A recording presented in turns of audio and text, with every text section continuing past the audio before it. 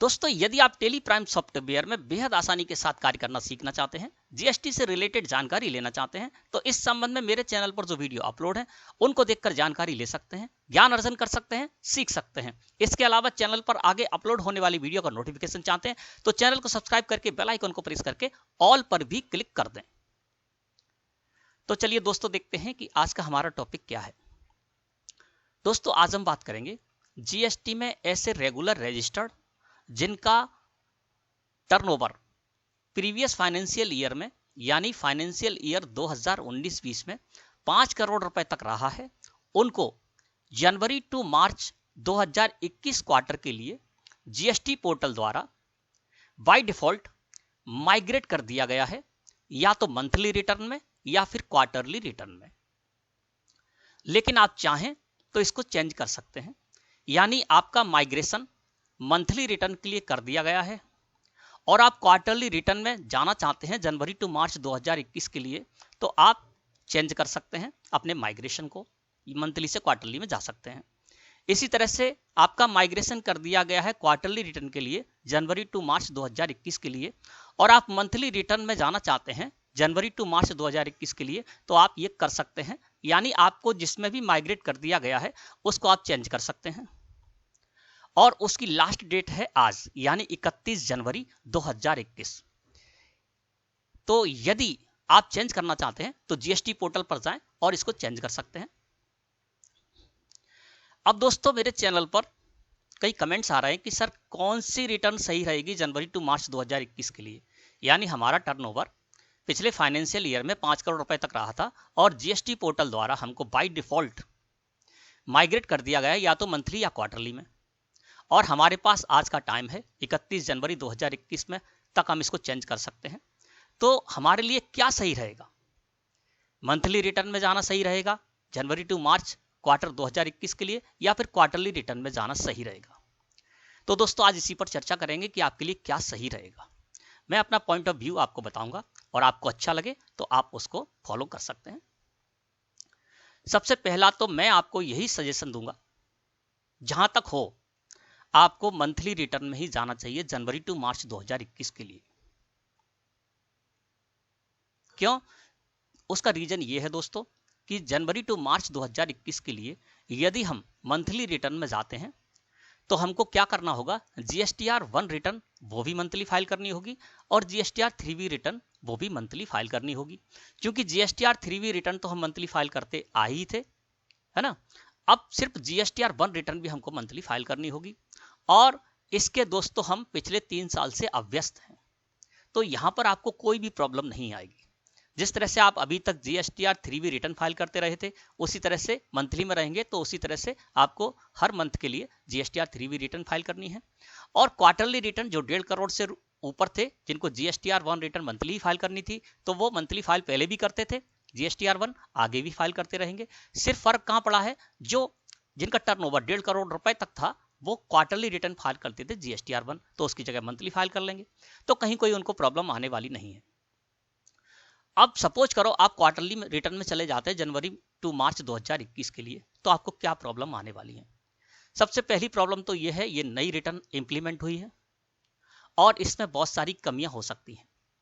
अभी किसी को ये अच्छी तरह से पता भी नहीं है कि आगे किस तरह से क्वार्टरली रिटर्न में काम किया जाएगा। सबसे ज्यादा कंफ्यूजन हो रही है इसको पेमेंट करने की। यानी जब आप क्वार्टरली रिटर्न में जाएंगे तो आप जीएसटीआर 1 और जीएसटीआर 3V रिटर्न क्वार्टरली तो फाइल करेंगे, लेकिन आपको पेमेंट मंथली बेसिस पर ही करना है। इसके लिए PMT 06 फॉर्म है, उसमें जाकर आपको पेमेंट करना है। तो यहां बड़ी कंफ्यूजन हो रही है कि पेमेंट हम किस तरह से करेंगे। इसके लिए 2 मेथड बताए जा रहे हैं, फिक्स सम मेथड और self assessment method. Fix sum method यानी इसमें आपको क्या करना होगा, भले ही आप क्वार्टरली रिटर्न के लिए चले गए, जनवरी मंथ में आपको जनवरी मंथ के लिए PMT 06 में जाना होगा और वहां पर एक निश्चित अमाउंट है वो आपको पेमेंट करना होगा। और यदि आप दूसरा मेथड अपनाते हैं जो कि सेल्फ असेसमेंट मेथड है, सेल्फ असेसमेंट मेथड में यदि आप जाते हैं तो आपको क्या करना होगा, मंथ में जिस भी मंथ यानी जनवरी टू मार्च क्वार्टर के लिए आपने क्वार्टरली रिटर्न ऑप्ट कर ली है, तो जनवरी मंथ में आपको जो भी आपकी लायबिलिटी है, जो भी आपकी इनपुट टैक्स क्रेडिट है, उसको आपको सेटअप करना होगा, और सेटअप करने के बाद जो अमाउंट बचेगा वो आपको पे करना होगा। अब कंफ्यूजन ये है कि जो अमाउंट बचेगा सेटअप करने के बाद, क्या हमको उसको कैश लेजर से पे करना होगा, या जो लायबिलिटी हमारी बच जाती है सेटअप करने के बाद, तो उसमें हम अपना जो भी हमारा इनपुट टैक्स क्रेडिट पहले का है उसको सेटअप कर सकते हैं या नहीं। तो ये बहुत सारे कंफ्यूजन है। तो दोस्तों, अगर आप क्वार्टरली रिटर्न में जाते हैं तो आपको प्रॉब्लम आ सकती है, क्योंकि अभी हम इसके अभ्यस्त नहीं हैं, नया नया ये आया है, और इसमें आपको पता है जीएसटी पर जितने भी नई नई चीज़ें आई हैं उनमें बहुत सारी प्रॉब्लम आई हैं और आगे उनमें सुधार भी हुआ है। तो इसमें भी प्रॉब्लम आ सकती है, क्योंकि व्यवहारिक रूप से जब इसमें कार्य किया जाएगा जनवरी टू मार्च क्वार्टर के लिए, तब पता चलेगा इसमें कौन सी कमियां आ रही हैं, उनको फिर बाद में सुधार किया जाएगा। तो आप प्रॉब्लम में फंस सकते हैं, क्योंकि ये नई चीज़ हो जाएगी आपके लिए।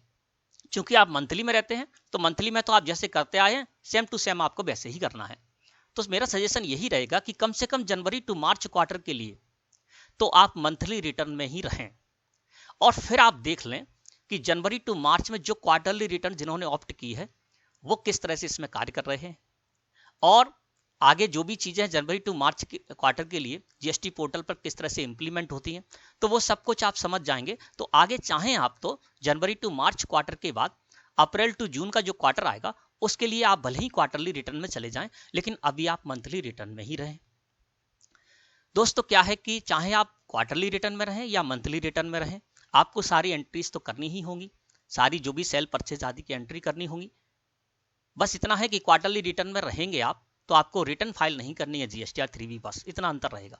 तो दोस्तों, जब हम अपना सारा रिकॉर्ड मेंटेन कर ही लेंगे, सारी एंट्री कर ही लेंगे, तो GSTR 3B return monthly file करने में कितनी प्रॉब्लम आने वाली है, जीएसटीआर 1 मंथली फाइल करने में हमको कितनी दिक्कत आने वाली है, कुछ नहीं, 15-20 मिनट में हम दोनों रिटर्न फाइल भी कर सकते हैं। और इसमें हमको ये होगा कि कुछ भी नया हमको कंफ्यूज नहीं करेगा, ये काम तो हम करते आए हैं, यानी हम क्या करेंगे, अपनी एंट्री करेंगे जैसे करते हैं, और monthly GSTR 3B return file करते हैं उसी तरह से मंथली जीएसटीआर 3B का डेटा लेकर जाएंगे अपने पोर्टल पर, और वहां पर अपने आप सारा सेटअप हो जाएगा, और जो लायबिलिटी यदि हमारी होगी तो उस लायबिलिटी को हम कैश लेजर से पे कर देंगे। और यदि सेटअप होता है, हमारी आईटी से सेटअप होता है और कोई लायबिलिटी सेटअप होने के बाद नहीं बचती है, तो हम पे नहीं करेंगे, और इसके हम अभ्यस्त तो हमको कोई प्रॉब्लम भी नहीं आने वाली है। क्वार्टरली रिटर्न में जाएंगे तो नई नई चीजें आपको प्रॉब्लम आ सकती है, तो आपको प्रॉब्लम कुछ भी नहीं आएगी यदि आप मंथली रिटर्न में जाते हैं। अब इसमें यह देखना है आपको कि यदि आपके पास एक दो फर्म है जिनकी की आप अकाउंटिंग करते हैं, तो बड़ी ही आसानी से आप ये कार्य कर पाएंगे, क्योंकि सारा कार्य आप खुद कर रहे हैं, है ना। तो आपकी जो भी आउटवर्ड सप्लाईज है, जो भी आपकी लायबिलिटी है, वो आपकी निकल कर आ जाएगी। जनवरी मंथ की बात करें तो फरवरी मंथ के प्रारंभ में आपकी ये सारी चीजें आपके पास होंगी, और जो आपने परचेज आदि की होगी, जो भी इनपुट टैक्स क्रेडिट है, वो भी आपके पास बुक हो चुकी होगी। तो आपके पास काम आप स्वयं कर रहे हैं, तो आप बड़ी आसानी से जनवरी मार्च की मंथली रिटर्न में रहते हैं, तो जनवरी मंथ की आप रिटर्न फाइल करेंगे, फरवरी मंथ की 11 तारीख तक आप अपनी जीएसटीआर 1 फाइल कर देंगे, और 22 से 24 तारीख तक आप अपनी जीएसटीआर 3 फाइल कर देंगे। और जिस तरह से अभी तक कार्य करते आ रहे हैं उसी तरह से आप आगे भी कार्य करेंगे, तो आपको कहीं भी किसी भी तरह की प्रॉब्लम नहीं आएगी। नई रिटर्न यानी क्वार्टरली रिटर्न आप चूज कर लेते हैं, है ना, तो आपको आगे प्रॉब्लम आ सकती है। तो जनवरी टू मार्च के लिए कम से कम मैं आपको यही सजेशन करूंगा, जहां तक हो वहां तक सभी को मंथली रिटर्न में ही जाना चाहिए, और मंथली जीएसटीआर 1 और जीएसटीआर 3 ही फाइल करनी चाहिए, इसमें आपको कोई भी प्रॉब्लम नहीं आएगी। अब बात करते हैं ऐसे लोगों की जो कि प्रोफेशनल हैं, जिनके पास 50, 100, 200 फर्में होती हैं, है ना, पार्टियां होती हैं जिनकी की वो रिटर्न फाइल करते हैं।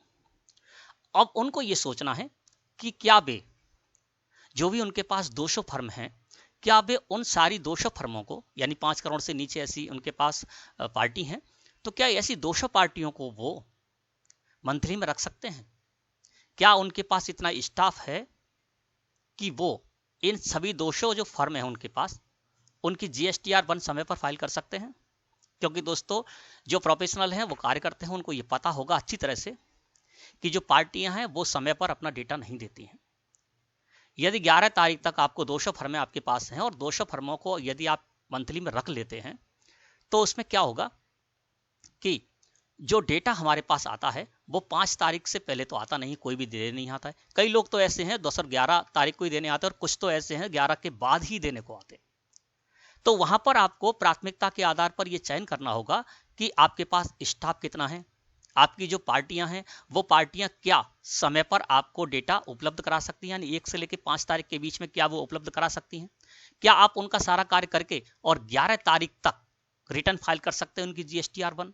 तो ये आपको सोचना होगा। अगर आपको ऐसा लगता है कि हम सारी फर्मों के लिए नहीं कर सकते हैं, यानी 5 करोड़ से नीचे हमारी 200 फर्में हैं और उन सबके लिए हम मंथली में नहीं जा सकते, तो फिर वहां पर आपको बारीकी से चयन करना होगा कि किनको आपको क्वार्टरली में रखना है और किनको मंथली में रखना है, अपने स्टाफ के आधार पर कि आपका स्टाफ कितना है, कितना वो काम कर सकता है ना, कितना इसको मेंटेन कर सकता है। अब मान के चलिए आपके पास 200 फर्म है और उन 200 फर्मों में से आप किसी को मंथली में कर लीजिए, किसी को क्वार्टरली में कर लीजिए। अब मंथली के लिए आपको किसको ध्यान में रखना है कि जो B2B सप्लाई करते हैं उनको आप मंथली में रख लें, लेकिन ये भी है कि केवल B2B सप्लाई करने वालों को मंथली में रखेंगे तो आपको ये भी ध्यान रखना है कि जो B2B सप्लाई कर रहे हैं वो आपको अपने सेल का डेटा यानी आउटवर्ड सप्लाईज का डेटा 5 तारीख तक हर हालत में दे दे। तो ये दोनों बातों आपको ध्यान रखनी होंगी कि सबसे पहली बात तो ये कि ऐसी फर्में हैं, ऐसी जो आपकी पार्टियां हैं जो कि B2B सप्लाई करती हैं और वो आपको 5 तारीख तक अपना सेल का डेटा दे सकती हैं, तो उनको आप रख लीजिए मंथली में। और जो B2C सप्लाई करते हैं, बिजनेस टू कंज्यूमर या अनरजिस्टर्ड को सप्लाई करते हैं, सेल करते हैं, उनको आप रख लीजिए क्वार्टरली रिटर्न में। वो इसलिए क्योंकि यदि आपने B2B जो आपकी पार्टियां हैं उनको आपने क्वार्टरली रिटर्न में रख दिया तो फिर क्या होगा, आप क्वार्टरली 3B फाइल करने जाएंगे, क्वार्टरली ही GSTR1 फाइल करने जाएंगे। जब आप क्वार्टरली GSTR1 फाइल करेंगे तो सामने वाले को वो ITC पास ऑन नहीं होगा। तो इसके लिए दोस्तों आपको IFF यानी इनवॉइस फर्निशिंग फैसिलिटी में भी जाना होगा, और इनवॉइस फर्निशिंग फैसिलिटी अभी नई नई आई है तो इसमें भी आपको प्रॉब्लम हो सकती है। इनवॉइस फर्निशिंग फैसिलिटी में आप जाएंगे, वहां पर हर महीने के बाद यानी जनवरी मंथ की बात करें, जनवरी टू मार्च क्वार्टर की, और यदि आपने क्वार्टरली में रख दिया है तो जनवरी मंथ के लिए आपको नेक्स्ट ऑफ मंथ यानी 13 फरवरी तक आपको IFF फर्निश कर देना है, जिससे कि सामने वाले को पास ऑन हो जाए। तो ये नया तरीका है। अभी तक हम JSON फाइल जनरेट करते हैं और पूरा का पूरा डेटा ले जाते हैं। अब इसमें क्या करेंगे, आप B2C तो फाइल नहीं कर सकते, IFF में जाएंगे तो जो भी B2B इनवॉइस है सिर्फ उन्हीं को आप वहां पर फाइल कर सकते हैं, शो कर सकते हैं। और जो आपने IFF में इनवॉइस अपलोड कर दिए वो वहीं से उठकर आपकी GSTR1 में आ जाएंगे जब आप क्वार्टरली GSTR1 फाइल करेंगे। तो फिर जब आप JSON फाइल में जनरेट करेंगे, जब आप रिकॉर्ड तो पूरा रखेंगे अपनी टेली में या जो भी आपका सॉफ्टवेयर है उसमें पूरा आउटवर्ड सप्लाईज और इनवर्ड सप्लाईज की सारी जानकारी रखेंगे। उसके अलावा जो भी आपने GSTR1 फाइल करने जा रहे हैं तो GSTR1 में आप B2B और B2C दोनों ही शेल रखेंगे आप उस जगह पर। तो वहां पर फिर जब आप लेकर जाएंगे सारे के सारे इनवॉइस को तो हो सकता है वहां पर एरर आए, तो आपको प्रॉब्लम आ सकती है। तो मेरा सजेशन यही है आपको कि सबसे पहले तो आप प्राथमिकता के आधार पर यह चयन करें कि सभी के लिए जनवरी टू मार्च 2021 क्वार्टर के लिए मंथली रिटर्न कर लें। और यदि आपको यह लगता है कि सारे के सारे जो भी आपके पास पार्टी हैं उनको हम मंथली रिटर्न में उनका काम नहीं कर पाएंगे, है ना, हमारे पास इतना स्टाफ नहीं है या पार्टी हमको समय पर डेटा नहीं देती हैं, है ना, तो आप फिर उसमें से चयन करें कि किसको आपको मंथली में रखना है, किसको क्वार्टरली में रखना है। और वहां पर जब आप चयन करें तो आप ये चयन करें कि जो भी आपकी पार्टियां हैं B2B सप्लाई करती हैं उनको आप रख लीजिए मंथली रिटर्न में, और उनसे बोल दीजिए कि भैया हमने आपको मंथली रिटर्न में रख दिया है, जिससे कि ITC पास ऑन होते रहे आपके सामने वाले बायर को। तो आपका ये कर्तव्य बनता है कि आप हमें 1 से लेकर 4 या 5 तारीख तक अपना सेल का डेटा दे दें, जिससे कि हम नेक्स्ट ऑफ मंथ की 11 तारीख तक आपकी GSTR1 रिटर्न फाइल कर दें और आपकी ITC सामने वाले को पास ऑन हो जाए, उसके 2A और 2B में सोने लगे और उसको ITC क्लेम करने में कोई दिक्कत नहीं आए यदि वो मंथली रिटर्न फाइल करते हैं तो। और बाकी जो B2C सप्लाई करते हैं तो सामने वाले को उनको ITC तो पास ऑन करना नहीं है, तो जो B2C सप्लाई करते हैं, बिजनेस टू कंज्यूमर सप्लाई करते हैं या रजिस्टर्ड को सप्लाई करते हैं, उन पार्टियों को आप चाहें तो क्वार्टरली में रख सकते हैं और उनकी रिटर्न क्वार्टरली बेसिस पर फाइल कर सकते हैं। तो दोस्तों आपको समझ में आ गया होगा कि आपके लिए क्या सही रहेगा। अभी आपके पास समय है, आज का दिन है 31 तारीख है, 31 जनवरी, आज रात के 12 बजे तक आप ये कर सकते हैं। यानी आपको मंथली रिटर्न में रख दिया गया है, माइग्रेट कर दिया गया है, तो आप क्वार्टरली रिटर्न चूज कर सकते हैं। और यदि आपको क्वार्टरली रिटर्न में रख दिया गया है तो आप मंथली रिटर्न चूज कर सकते हैं। और यदि आप चूज कर चुके हैं क्वार्टरली रिटर्न तो अभी भी आपके पास समय है, भले ही आपने चूज कर लिया, फिर से जाकर वहीं पर और फिर से आप क्या कर सकते हैं, क्वार्टरली रिटर्न से मंथली रिटर्न में जा सकते हैं और उसको सेव कर देंगे तो जनवरी टू मार्च 2021 के लिए आपकी रिटर्न हो जाएगी मंथली GSTR 1 और मंथली GSTR 3 भी। तो दोस्तों आशा है कि आपको अच्छी तरह समझ में आ गया होगा कि आपके लिए कौन सी रिटर्न सही रहेगी। और इसके बाद जनवरी टू मार्च, केवल मैं जनवरी टू मार्च 2021 के क्वार्टर के लिए ही आपसे कह रहा हूं, इसमें आप मंथली कर लीजिए ज्यादा से ज्यादा। और क्वार्टरली कब करना है वो मैंने बता दिया, यदि आप क्वार्टरली करना चाहें तो क्वार्टरली भी कर सकते हैं। और उसके बाद आप देख लीजिए कि जीएसटी पोर्टल किस तरह से कार्य कर रहा है, किस तरह से सारी चीजें इंप्लीमेंट होती हैं, किस तरह से PMT 06 में पेमेंट किया जाता है, ये सब कुछ आपके 3 महीने में पता भी चल जाएगा। उसके बाद आप चाहें तो फिर से आप मंथली रिटर्न से क्वार्टरली रिटर्न में अप्रैल टू जून 2021 क्वार्टर के लिए मंथली रिटर्न चयन कर सकते हैं या फिर क्वार्टरली रिटर्न चयन कर सकते हैं, कहीं कोई आपको प्रॉब्लम आने वाली नहीं। तो दोस्तों आशा करता हूं कि आज का टॉपिक आपको अच्छी तरह समझ में आ गया होगा। वीडियो अच्छी लगी हो तो लाइक करें। धन्यवाद।